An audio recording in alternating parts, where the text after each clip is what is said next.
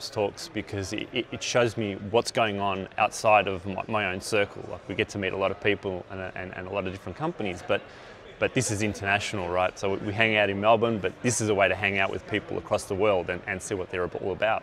For my organisation, at the moment at 460 Degrees, we're consultants. We help people in their DevOps journey. At 460, we're an IT consultant. I head up the DevOps practice of that area, and we help people on their journey through DevOps and through Agile, through anything. And I feel DevOps is very important from us in a perspective that we can help other organisations deliver to their customers nicely, easily, quickly, and securely and safely. Favourite presentations from yesterday, the SRE talk from Google was fantastic. I felt that was very relevant.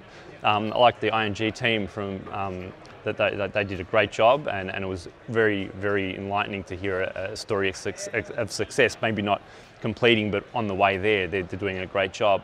And this morning's security talk from Elizabeth was fantastic. That's a really big area for us. Okay, good. So thanks, Evgeny, for turning out my age by telling everyone that I worked at Sausage back in the days. So welcome, everyone, to the last talk of the day. It's a research about DevOps bottlenecks. And I'm really happy, by the way, with the talk of ING, because they kind of created a great segue for me for what I'm going to speak about.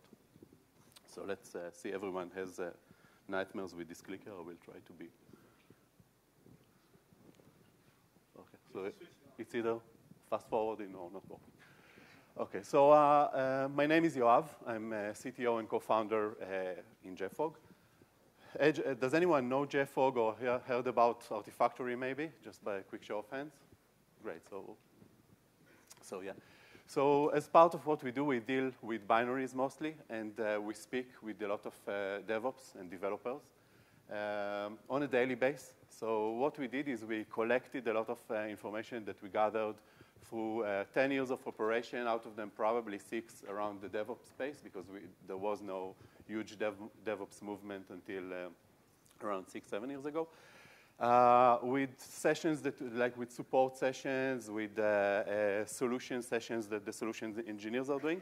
And we also interviewed a selected number of customers specifically. And our customers, we have more than 4,000 customers coming from small startups through huge enterprises in many, many different sectors. So we have a very good visibility to what's going on in this DevOps space. And yeah, we deal with binaries, and we integrate with a lot of tools, and we integrate with a lot of technologies. So you can see some of them here. And I will touch on that later, why binaries are so important in this infinite loop of DevOps lifecycle. So this is DevOps. It's a merge between development and operation. And if you look at Wikipedia, there is this QA bundled into the mesh. So I guess that Dev QA Ops doesn't sound so good, so it's just DevOps. But really, for us, it looks like that, right? There is no Venn diagram. It's all mixed together. You cannot do DevOps partially. You cannot do it halfway and just concentrate on a certain point in your organization. When you make the change and when you deal with the bottlenecks that I'm going to speak about, you make a holistic kind of change. And this is our, well, partial world today with many, many different tools. If I would take this picture 10 years ago, probably I would see about a third of the logos. If I would go back to the sausage days, maybe there would be 5 or 6 logos here. And I don't know if you can see the JFrog icon. It's somewhere on the left, near the bottom left, near the Git icon. So there are many tools, and we step in right after the build phase, so after the planning phase, which is the design and the coding and everything. And in the build phase, you start to create binaries. You get all sorts of dependencies, which are, in most cases, binary themselves. And we flow with this flow of QA gateways and promotion to production. So most of the binaries that are garbage, you have to get rid of them and clean them up. And some of them end up in production, and you have to pin them down and keep them and know that they're in production. So we also integrate with many of the tools that are around this loop. So first question we asked our users is, how long is your release life cycle? So how long does it take you to push out a new release to production? And just one caveat, the questions that we ask here are for those customers who implemented DevOps. So we have some customers that are the outliers, and they use Artifactory, for example, as a big file store that is reliable, but they don't really practice DevOps. And these are the answers we got, ranging from 6 months, 1 month, 2 weeks, 1 week, days, hours. And there are also customers like, well, not customers. We have a solution engineer that came from the US Army, and the release cycle is between 18 months and 2 years, and between every new version that they push. So they are out of the scope that we deal with. So it's really strange that everyone has such a different cadence to release. And the next question we ask is, are you happy with the time that it takes you to release a new version or to push a new version to production? So I'm going to do a survey here. You must vote. So who thinks that nobody is satisfied with the current release lifecycle time that they are exercising, that they wish it to be faster? Okay. How about 20%? 50? Safe bet. 80% are satisfied with what they have? Okay, and how about everyone is happy with the release cycle that they have? Okay, so you laugh, but I don't know if it's the right answer, but that's the answer we're getting. So surprisingly, people are very happy. Once they implemented DevOps, they're happy with the time that it takes them to release a new software. It doesn't go to say that they don't improve. So improvement does come with experience, but they're not pushing to release faster like on purpose. So, for example, Oracle, so what I'm saying is public information. They speak about it in conferences. Before they started to implement DevOps, and we came into the process as well, it used to take them around 6 months to release a new version. Now it takes them around 2 weeks. So when they were at 6 months, they were not really practicing good DevOps. They were not happy. But today they're happy, and if they shorten the life cycle, it's an outcome. It's not a goal. And then we asked, what is the best life cycle? So without presenter notes, so it's challenging. And the reason we see this big difference is because there is a huge difference between customers that are doing online services and customers that are pushing software like ISVs that are pushing software that the user has to install. So it's basically the difference between vendor installable software, where you have only one version that you have to care about, and user installable software, where you ship out versions, the runtime is not under your control, and then the version is really up to the user to install. And the optimal point, which we refer to as liquid software, is when you have transparent updates and your speed of updates is like fully liquid. You have software flowing and updates coming in. We see that in mobile phones, for example. Most of you, and myself included, we don't check for the version of an application. We just let it update, and we trust the vendor to fix things very, very quickly if something is broken in a version. So this is a big difference. This is the biggest source of the difference. Another source is that, especially for the on-prem, to release, there is this concept of releasing too often. And we know it in JFrog because we have both online services and on-prem software that we support. So you cannot release too often. And the reason is a business reason. First of all, you make your customer panic because he installed just a version and there is something out there. Is it buggy? What happened with something that I just installed? And it's also a nightmare to maintain in terms of PRs, in terms of supporting each version like that is out there. So the support has to know all the metrics between versions and what got fixed well. So normally you want to bundle the release cycle into bigger chunks. In the online version, by the way, the slowest release cycle that we saw is a week. In the on-premise, the fastest release cycle we saw is 2 weeks. Just these are the two extremes. So another question we asked our users is, how do you know that what you're doing is good? How do you test that your release cycle is okay? And these are the answers I got. Nobody complains, so it's okay. The bug queue is empty, so we must be good. Yeah, I don't get any tickets when I'm upgrading, so it must say that it's positive. I automated every single piece of my release cycle, so I'm doing great. And more tangible metrics, like I test my version adoption. So I know that people are adopting new versions.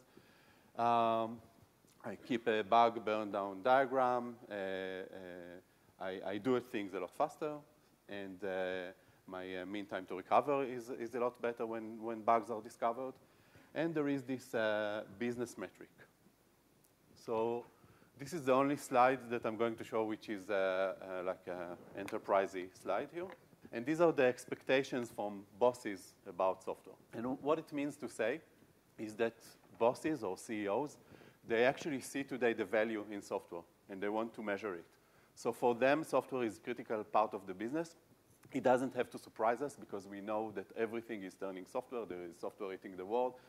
A computer is turning to a car is turning into a computer on wheels. If I order pizza today, it's not just the taste, it's also the experience in the app of how the delivery is managed. And it can be almost 50% of my product, sometimes even more, delivered through the experience of software. So when you are implementing DevOps, your managers are going to want you to basically contribute to the ROI. So you're under the radar of those CEOs now because it became a too common practice to believe that software can drive business. So where are the bottlenecks? So that's for you to think about the bureau clock. So when we are doing this change, it's a mixture of education, automation, and trust. So I'm going to cover each. And education is done usually through pain, unfortunately. You only deal with stuff once it's painful. So there is all this, the squeaky wheel gets the grease, and the other side of it, which is if it ain't broke, don't fix it, and things like that. So unless it's burning, you start to change. And for the change to happen, you need to acknowledge that you have to change. You need to know that something you're doing is wrong. You need to believe that you can make the change, and you need to care. And usually the first push is hard, but it's also hard to keep the momentum. There was a question to ING about how long it took them. So with a big enterprise code base, yeah, a year is not unlikely to take to push this change. And you really have to drive the force all the way through because it's very easy to put it and then lose the momentum. So things that can hold you back, which customers told us. So first of all, resources. Oh, you don't see the big pile of money that is showing here. So resources is basically people saying, I can do the change, but it will take me, it will require a lot of money for me to do the change. I will not necessarily improve things because I will start doing things on the side. I will not be able to progress.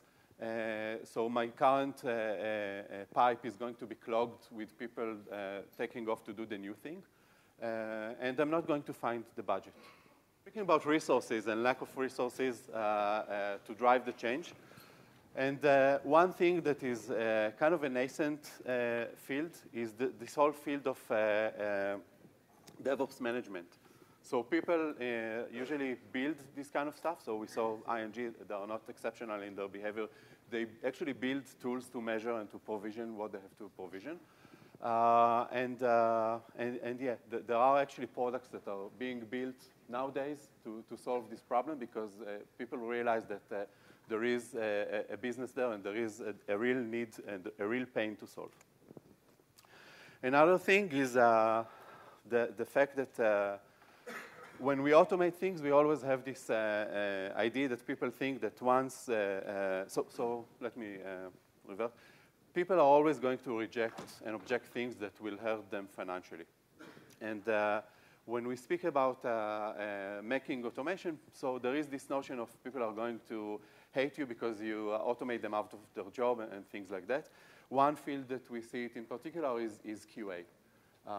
So moving from manual QA, or with the better name for it, which is explanatory QA, to QA automation is something that on the paper it looks like people are going to be afraid of it. But actually it's the wrong font, and it's fake news. And why it's fake news? Because in practice, when we speak with people, it's completely the opposite. There is a big lack of QA automation guys in every company today, including in JFrog, by the way, just because there comes a need to a totally different skill set. And some guys, they lost their job because they didn't adapt, but the ones that adapted, they are actually way more better than before. I want to talk about tools for a moment and how they contribute to complexity. So there are many tools. You saw the diagram with the different tools, and there are many, many products today that you can use. So I'm going to throw some rules at you. So the first rule is Augustine's Law. And this rule talks about the complexity of software in the world in general, saying that software is just getting more complex. Basically, line of code doubles every 7 years. And 50 times is debugging and maintaining code because you didn't write it, but somebody else that is not as good as you. And also 90% of the cost is doing maintenance jobs. So basically, things just get a lot more complex. Same with DevOps. When we implement DevOps, it's development, it's infrastructure as code, and the software we write for DevOps, sometimes it rots like any kind of software, and it requires you to basically write it again and maintain it.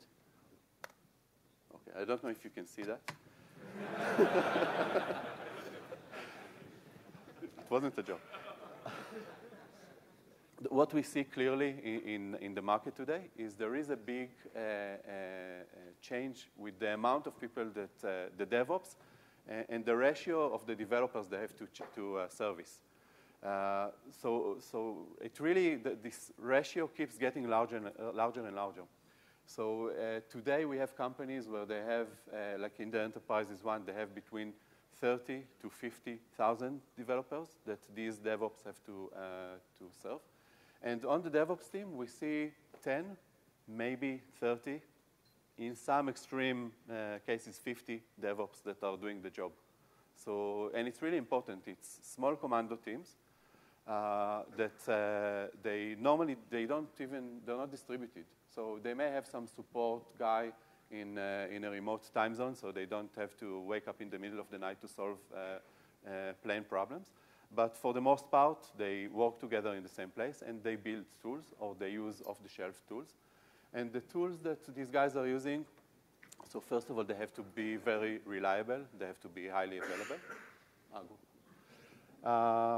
And they have to have good APIs, of course, for automation. They have to be extensible. Extensible to support things you didn't have out of the box. One form of extensibility is pluggability, so you can write your own things into the product. Another form is open source. So with, for example, the adoption of Kubernetes and open source standards, one of the big impacts on adoption is the fact that you know that you have some, at least in theory, you have some leverage into the product when you need to extend it. Even if it means forking your own version, which a lot of big companies that have the budget for that do. And yeah, and I call this super DevOps, these groups that are serving a larger audience that is just keeps growing. Okay, so that's another rule. It's called Conway's rule, so it's a more common rule. Who knew about Conway's rule before coming here? Cool. So for those of you who don't know, basically this rule says that the products you build, they reflect your org chart. So if you go, for example, to some applications, you may see applications that you go to the UI, and all of a sudden the UI looks completely different than the other parts of the UI. Or you may discover that there is a way to configure exactly the same data in two different sections of the application or service, which usually means that those teams, they don't communicate well. They don't speak with each other. They duplicate. They rather do their own NIH rather than speak with the other team. So this also applies to the tools that are being used. It kind of reflects on the organization culture in how the organization is telling you to use the tools of the trade in DevOps. And we saw ING were just saying that, and this is a common practice that we see. They don't mandate. They help. They educate. They are willing to serve. And if you want to do your own stuff, just go and do it. Waste the company's money. It will be your responsibility, and don't come crying back when things break down for you and you're not capable of support the thing that you invented for yourself. So sometimes they even do like a technology radar like that, like internal one to say which products they suggest to use and which technologies to adopt and so on. So that's a very common practice in this world. It's just fully voluntary adoption on the side of the internal users.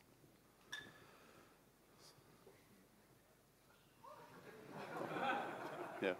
So there is a fellow with a tray of cookies. Okay. So let's talk about trust. So this is a very common business concept of the 5 elements of dysfunctional teams. And at the base of it, there is trust. When there is no trust, the team is dysfunctional. So what's holding us back in terms of trust? So first of all is quality. And the bare truth is that we don't trust automation. Even though we are doing automation, we take it to a certain extent and we don't fully trust it to deliver to production. What I mean by that is that all of our customers, no exception, are not doing commit to production. None. Despite the usual say in the market, nobody is doing it. They always have this big green button that a person has to push. So they're exercising continuous delivery. They make the pipe all the way until it's ready to production. And then they don't do continuous deployment. Deployment to production is manual. In fact, nobody of us is trusting their DevOps to go to production or to touch production systems. I don't want to generalize too much, but there are products here, for example, like CyberArk, another Israeli company, which JFrog is actually a happy user of. That the whole goal of well, they have Conjure, which is part of the product. The whole goal of this product is to make sure that there is separation of concerns and developers don't get the DevOps passwords and they cannot touch the production database, which is completely the opposite of push to commit. So there is a big tension here. Some of the big companies, they cannot allow to test everything prior to commit, so they do exercise some form of pushing to production. Somebody spoke about it before, I think the chef guy, about canary releases. Meaning that if you have an application that so if you're one of the Facebooks or Googles and so on, your application is, your user base is too big to really test it. Your application cannot be tested in production. What?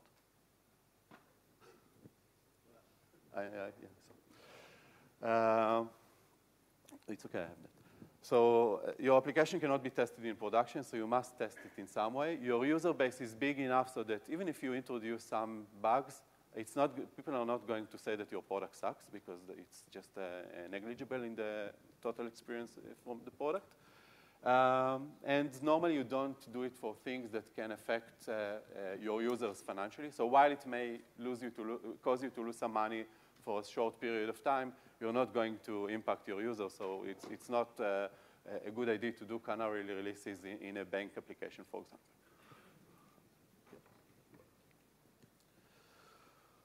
Okay, another question for you. Anyone knows what this machine is?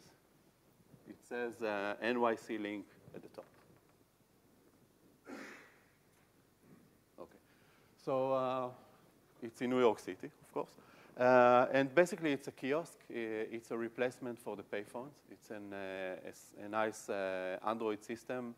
You can connect to Wi-Fi. You can charge your phone. You can you can surf. You can make calls and get online information. And of course, it can do advertisements. It's very sturdy, so if somebody is trying to vandalize it, it will start filming and contact a call center. Because it's New York and it's stormy, it has backup batteries so that it can withstand hurricanes and so on. So I was with my wife in New York a few months ago, and I took this picture. And because, and my wife looked at me like I'm a little strange. And then I saw one of the machines booting. So I actually took a video. I can admit it here. And because it's New York, nobody looks at you like you're crazy, except for my wife. So when I saw this, I thought about a couple of things. First, that how much we became addicted to being connected all the time. We have this battery drain anxiety, and we have to make sure that we charge all the time. But with more relation to our talk, I thought about security, right? So if somebody takes, so I didn't say, but so two things. First, there are going to be 2,000 machines like that in New York City by the end of the year. And I actually saw that Telstra is doing the same now with payphone replacement. It's not really a payphone. Nobody is going to use that to make calls. But Tesla, I saw, is doing the same things, and they expect 1,800 devices like that by the end of the year in 5 capital cities. So it's really nice, and it's exactly the same thing. It looks a little bit bigger. I saw that in Sydney. I'm not sure if in the Melbourne CBD I hadn't have the chance to go and visit yet, but it's the same thing. And if you attack the update mechanism, the upgrade mechanism, you have to upgrade the software on these devices. You have a nice botnet of 2,000 devices that you can control. Also, if you stick a rogue USB stick instead of charging your phone, so we know that there are known vulnerabilities. So it's about security. Another thing, again, there was a mention of the Docker Hub here. So this is a study that was conducted on the Docker Hub about vulnerabilities of the images. So when they did this study, so by the way, it's for like official images, okay? So I'm not sure what it means to become an official image on the Docker Hub, because there are plenty more images there. But there is some certification you have to go through in order to make it to the official images. This is the number 800 images back then. 93 of them, which doesn't sound like a lot, but it's actually more than 2% of the images. They only have a latest version, which really sucks, because it means that whenever you will do a Docker pull, on another machine, you don't really know what version of the image you will get. You may get something completely new. So I don't know how people are using that. 127 medium is the median number of vulnerabilities on those images, of security vulnerabilities. And the shocking fact is that none of these images is free of known vulnerabilities. So honestly, it's not that shocking because a vulnerability, a security vulnerability is just another form of a bug, and there is no software without bugs. But still, it's very dangerous to go into this vulnerability fatigue by saying that, okay, everything is vulnerable, it's acceptable. And in fact, one of the biggest bottlenecks when speaking to customers is security. They are absolutely obsessed with making sure that things that make it to the runtime are secure, that there are no vulnerabilities, that nobody changes the software when they push it to the runtime. Because for them, and it's not just enterprise, it can be, even for a small or medium business, it can be the end of life for a business if they have a security issue. So this is one of the biggest bottlenecks when we're trying to automate and push the release cycle faster. It's a big drawback. At the end of the day, it's all a question of control. So when we're doing things when we start to automate, even in the small scale, it's easy to be on top of things. It's a lot harder to be on top of things when you have all those tools around. So these tools, by the way, are subject to some kind of Darwinism. So most of them, they will die out by themselves, and we will have the strong tools standing. We saw that with Docker and CoreOS for the image format. We see that with Kubernetes now and DCOS and Marathon and things like that. So there is some consolidation, but it takes time because it's a question of maturity. And we're trying to keep control in this messy and crazy world. Yeah, also when you start to implement a change, nobody is going to measure you if you did an improvement of 24% or maybe 13%. But once DevOps is common and it's very entrenched into your daily life cycle, there is this measurement coming in and this pressure that also adds to the question of control. So it's an interesting time to live in. I still have time for questions. This is the message for me. Thanks a lot. So, question about vulnerabilities. So there are there are many tools today that are meant to deal with this problem. And for example, there are a couple of approaches here. And JFrog also have solutions, but the two approaches are, first is you categorize the runtime of the image. So you actually check for things, especially in the Docker world, you can actually check for strange behaviors that are not necessarily CVEs. The other thing is you can stamp a binary by the digital signature of it, and then you can tell about vulnerabilities in that binary. So there are products. JFrog X-Ray is doing that. For example, when you get a Docker image, for example, it will break it down to all the little components. And we have a database that says for every item, we know if there is a vulnerability. So we may say that a Java library that is within a WAR file, that is within a Docker layer in a Docker image, that is deployed somewhere in your production is vulnerable. So you need to recall this binary and update it.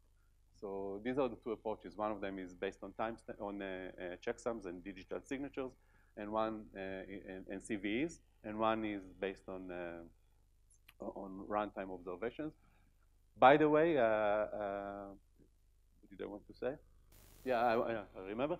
By the way, the security thing is not the only thing that can be an issue.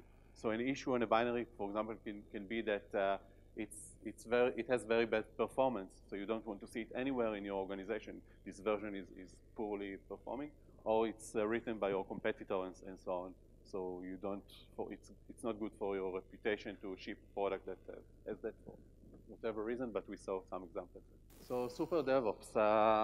So basically, to become a super DevOps, you have to maintain a very high relation between the number of users that you're serving and the number of DevOps on board, meaning that mostly it happens in big organizations, unfortunately.